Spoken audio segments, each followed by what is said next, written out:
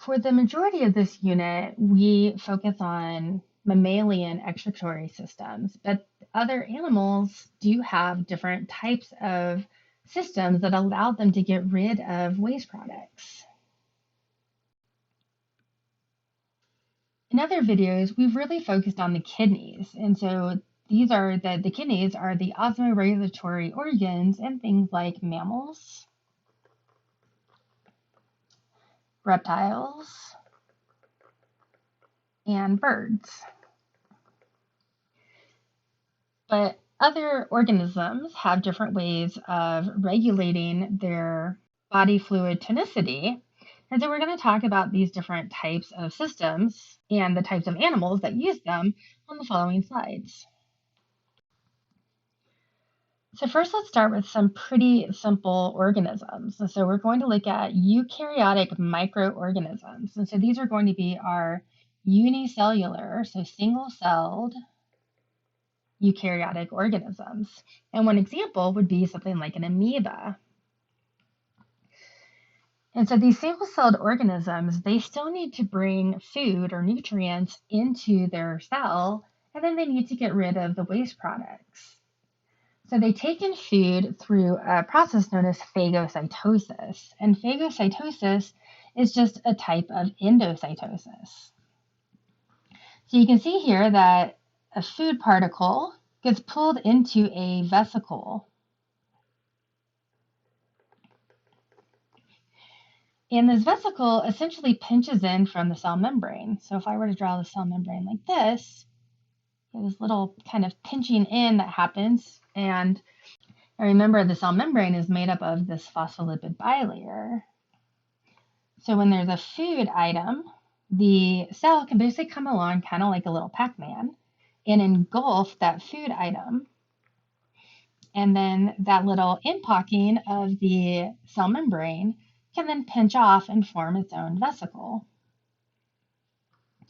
Now, once inside the cell, that food vesicle is going to fuse with a lysosome, and lysosomes have digestive enzymes inside them.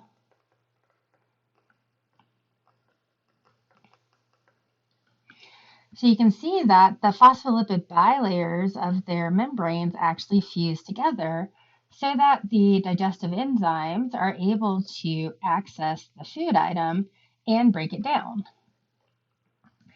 Now, some of the nutrients are going to stay in the cell and be used for other purposes, such as making proteins or conducting cellular respiration.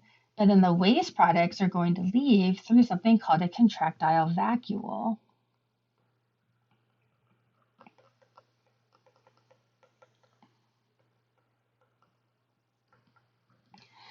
And so the phospholipid bilayer, which is like the cell membrane surrounding it, ends up fusing with the cell membrane and releasing the contents of the vacuole out into the extracellular fluid. Earlier in the semester, we talked about some different types of worms. So first, let's take a look at flatworms, which are kind of simpler worms. So flatworms include things like planaria and the parasites known as tapeworms. And their excretory system is something called a protonephridia, which are also kind of more casually called flame cells. And they're called flame cells because they have these cilia that kind of come off of the body of the cell here, and the cilia will move in a way that looks kind of like a flame flickering. So these flame cells make up tubules, and those cilia help to move water and materials from the interstitial fluid and filter them in order to remove the waste products. It also creates this current that helps to move the waste products out of the cells to be excreted through excretory pores. Now, annelids, which are segmented worms, and the common example are earthworms, they have something called a nephridia, which has some similarities to flame cells, but they are more advanced and evolved. So first of all, remember, if you look at this kind of cross section here, this is showing two segments of a earthworm. And each segment actually has its own nephridia and its own nephridia pair, actually. You can kind of see that here. And there's one going into the next segment here.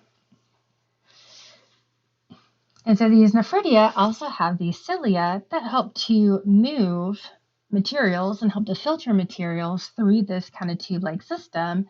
And then the waste get excreted through something called a nephridiopore. Arthropods, for example, terrestrial insects, have another system known as Malpighian tubules.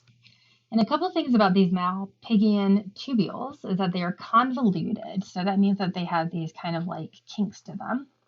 That helps to increase surface area. So more surface area means that there's more room for filtration and reabsorption. These tubules are also lined with microvilli, which are these kind of microscopic cellular extensions. So in addition to these convolutions, they have these little microvilli kind of on the edge of those convolutions. And they also help to increase surface area. So these Malpighian tubules are surrounded by hemolymph. So remember that arthropods don't have a closed circulatory system. They have this open circulatory system where blood mixes with interstitial fluid in a cavity, and then it just kind of bathes all of the tissues of the insect in this hemolymph fluid. So the metabolic waste products are in this hemolymph in the tubules, and there are pumps in these tubules that actively transport potassium ions and sodium ions out of the cells into the lumen of the tubule. And the lumen is just the space. So if you look at a tube, you have the wall of the tubule, and then this inside portion here is the lumen.